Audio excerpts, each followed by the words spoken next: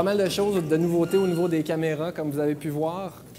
Qui connaît la Canon 5D Mark II? Qui en a une présentement? Qui rêve d'en avoir une? OK, il y a pas mal plus de monde. Alors, on va avoir quelques présentations sur la 5D qui est vraiment en train de révolutionner le tournage, justement. D'une autre façon, on a vu le high-end, on a vu les tournages, on a parlé de James Cameron. Ça ici, c'est en train de changer la façon de travailler avec des DSLR comme ça. En attendant les supposées caméras de RED, on a notre ami Dominique Bourget, gestionnaire des comptes vidéo chez Insomedia, qui va être assisté de Mathieu Marano, qui est incidemment le membre numéro 16 de Final Cut Montréal et qui vont vous parler du workflow avec la Canon 5D. Dominique et Mathieu.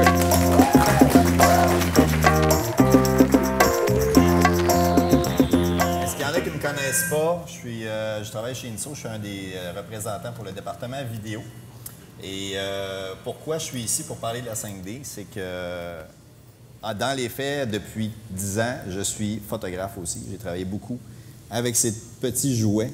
Et Canon m'a fait un extrême bonheur de me prêter ceci ce week-end. J'ai été à Opération Enfant Soleil avec ma conjointe.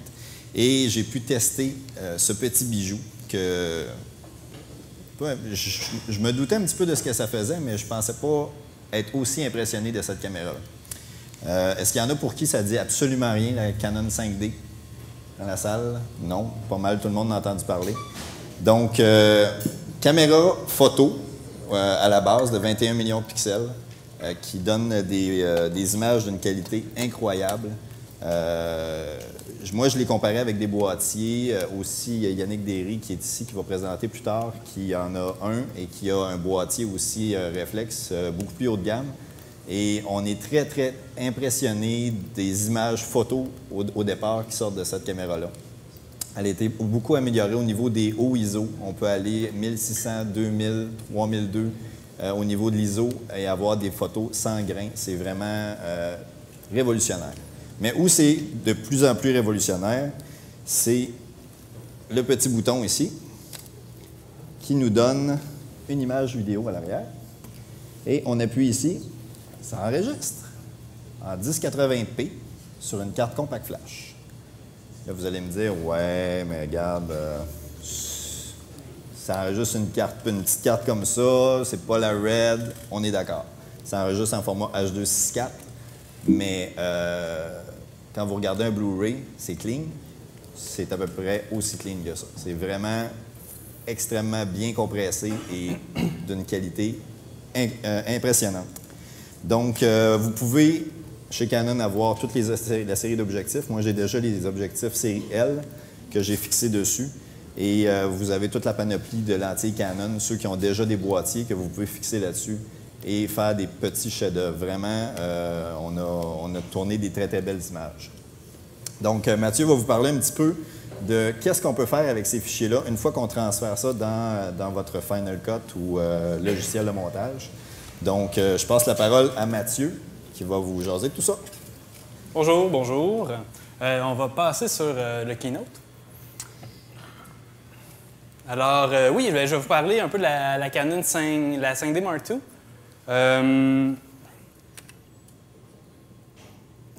En fait, la 5D Mark II est d'abord une caméra de 21,1 mégapixels. Elle a plein d'avantages qui se prêtent très bien à la vidéo, en fait, qui sont vraiment le fun pour ceux qui veulent faire la vidéo. Dont un de ses grands avantages, c'est qu'elle a un CMOS qui est plus gros que celui de la RED 1. Elle fait du vidéo en 1080p 30, donc elle fait du 1080 en progressif. Elle a des entrées audio, sortie HDMI, elle a un mount EF pour les lentilles que Dominique a montrées. Et depuis peu, l'iris manuel, focus manuel aussi. On a reçu le upgrade ce matin du nouveau firmware qui donne justement le petit manque qu'il y avait parce qu'avant, c'était tout automatique. Donc, quand on filmait, si on allait dans une zone plus sombre, c'était automatique, il choisissait son ouverture lui-même. Et ça agaçait certaines personnes qui voulaient fixer vraiment leur ouverture à 2.8 ou quoi que ce soit. Canon a sorti le firmware ce matin, on l'a installé et ça fait des merveilles. Vraiment, Vous fixez votre ouverture à 2.8, vous pouvez jouer avec vos vitesses, votre ISO. La caméra est complètement manuelle en mode vidéo. Donc, vraiment un grand pas de la part de Canon. Et donc, en format vidéo, la caméra balance en mode vidéo. Elle ne prend plus des photos, elle prend maintenant des QuickTime. Elle fait des points move dans un codec H.264 en 35 mégabits par seconde. Côté audio, elle a un micro intégré. Elle a une entrée analogique 1/8 de pouce, comme une plug d'écouteur. Et aussi, elle a un gain automatique. Bon, le gain automatique, c'est un feature qui est plus fatigant que d'autres choses. Ce que ça fait, le gain automatique, c'est que ça ajuste automatiquement le son que capte le micro de la caméra ou l'entrée analogique de la caméra. Et disons qu'on est en train de tourner une entrevue. Dès qu'à la fin d'une question, quand il n'y a plus de son, la caméra va essayer de remonter le volume pour atteindre le même niveau. C'est-à-dire qu'il va y avoir une hausse du bruit de fond de la pièce. Il y a plusieurs manières de contourner ça. Ceux qui ont réussi le mieux, c'est Beachtech qui ont sorti un petit adaptateur comme ça qui permet, d'avoir des entrées XLR pour brancher des caméras, des micros professionnels qui donnent du 48 volts, des entrées stéréo. Ici, on a des VU aussi, donc on voit les niveaux de volume. On a des potentiomètres pour le gain des 2 micros. Et aussi, on a une prise d'écouteur qui permet d'avoir une prise d'écouteur, mais il n'y a pas de prise d'écouteur sur la 5D. Donc, ça nous permet d'entendre ce qu'on enregistre sur la caméra. Et aussi, ça nous permet de bypasser le gain automatique. Ce que ça fait, c'est que ça l'envoie une fréquence à un certain volume. Alors, le gain automatique voit qu'il y a toujours du volume qui rentre, donc il n'essaie pas de remonter le son. Par contre, ça va avoir des impacts au niveau de la post-production. Faites-vous-en pas, le tone qu'elle s'envoie, c'est un 20 kHz, donc si vous avez en haut de 5 ans, vous ne l'entendez pas, c'est trop aigu. Donc, ben voilà, c'est ce que je viens de dire. Donc, ici, on voit le graphique des Hertz. Alors, 20, ça serait la fréquence la plus basse qu'un homme peut entendre. Et 20 kHz, ça serait la plus haute. Fait que c'est là qu'il va mettre son ton. Donc, en théorie, on a juste à prendre un EQ à venir baisser cette fréquence-là seulement, sans affecter la voix ni l'ambiance. Fait qu'on va faire une petite démo dans Final Cut. On va faire un petit workflow. Comment travailler avec ces médias-là, ces QuickTime-là, dans Final Cut. Donc, ici, on voit les 4 étapes et on va passer à travers. Unique, merci.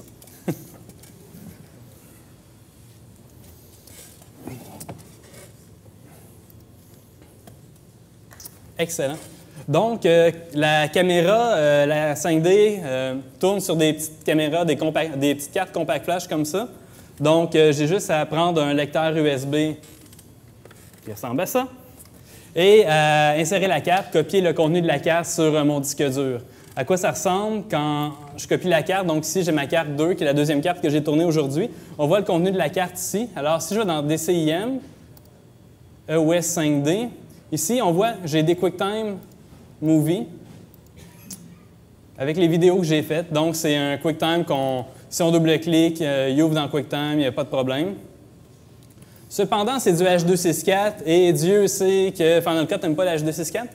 Alors, il y a deux choses qu'il faut faire. D'abord, je vais m'élever parce que je ne vois pas tout le monde. D'abord, on va convertir ce H.264-là dans un format qui est plus le fun à utiliser dans le codec, mettons le codec ProRes de Final Cut d'Apple.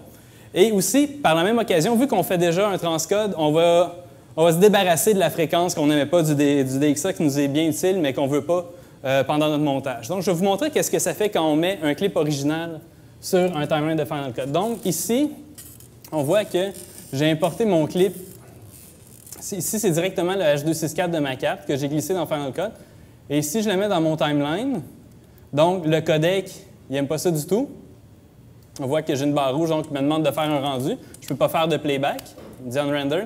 Et dans mon audio, je vois que, en fait, on voit juste le ton qui embarque par-dessus tout le son que j'ai capté. Si j'ai ici, à l'autre, on voit que dans celle-là, j'ai parlé.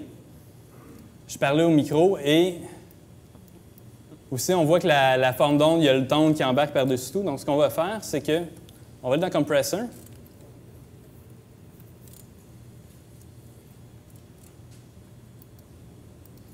Ah, c'est plate, ça. Mais en fait, Compressor nous permet, dans ses presets, de convertir en ProRes. Et dans ces outils audio, il y a un equalizer donc, qui nous permet par la même occasion d'enlever la fréquence. Donc, on peut faire on peut voir ici, j'ai le même QuickTime qui est le MVI 9843, V9843, mais que j'ai converti en QuickTime. Si on va voir au niveau des codecs, ici on voit H264 et ici ProRes 422. Donc, si je prends le même et que je le mets à côté, donc on voit j'ai plus de compression et on voit que mon audio est très bien défini. Donc, je suis capable d'aller voir les mots que j'ai dit. En fait, si je le fais jouer, est-ce que j'ai de l'audio?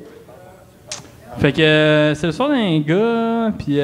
Donc, ça marche. En fait, je vais vous faire écouter l'autre avec le tone. Je vais les effacer parce que ça n'a pas de bon sens. On l'entend pas. En fait, c'est pas un problème qui nous dérange vraiment au niveau... qui nous dérange à l'oreille, qui est agaçant. C'est juste, le plus gros problème, c'est que si on a des mots à les découper, ça va très mal et on le voit pas dans notre timeline. Et aussi, si on arrive au son, au mixon, ça se peut que ça nous crée des problèmes. Puis que ça réveille votre bébé de 6 mois. Alors, en fait, c'est pas plus compliqué que ça. En fait, avec Compressor, ça compresse. On est capable de convertir les fichiers H264 avec une machine comme on a présentement plus rapide que le temps réel. Donc, on copie les cartes, on les transcode et puis on les importe dans Final Cut en ProRes en enlevant la petite fréquence. Ça se fait très bien. Sinon, vous pouvez toujours enlever la fréquence avec le même outil qui se retrouve dans Final Cut. Donc, je peux venir ici, sélectionner mon clip, aller dans Effets, Audio et prendre un Low Pass Filter qui va me permettre de prendre juste les fréquences qui sont en bas de celles que le DXA va créer. Alors, ben voilà, en fait, en 2 secondes, c'est comme ça qu'on se sert de la 5D dans Final Cut et c'est un charme. Je vous remercie.